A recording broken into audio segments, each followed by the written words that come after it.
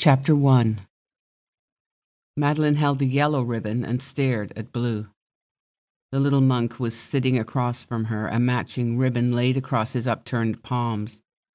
He was muttering so quietly that she had to strain to hear the words he spoke.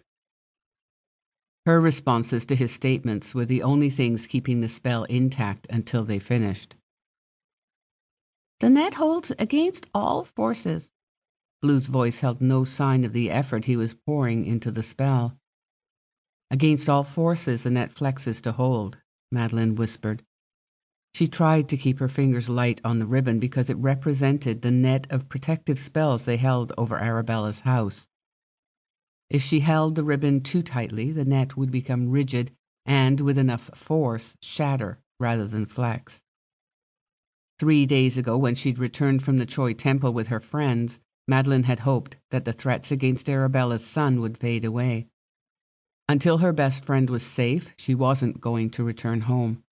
Until she returned home, Madeline feared she would never be able to have her own child.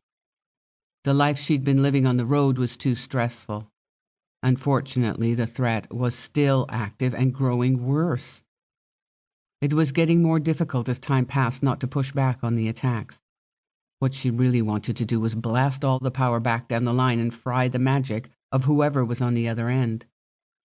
Blue had considered it when she announced the idea, but quickly said that it wasn't possible. Madeline watched the golden protective net shudder one more time and then settle, like jello when it was turned out of a bowl. She breathed out a long, shuddering lungful of air and waited until Blue told her to stop feeding power to the spell.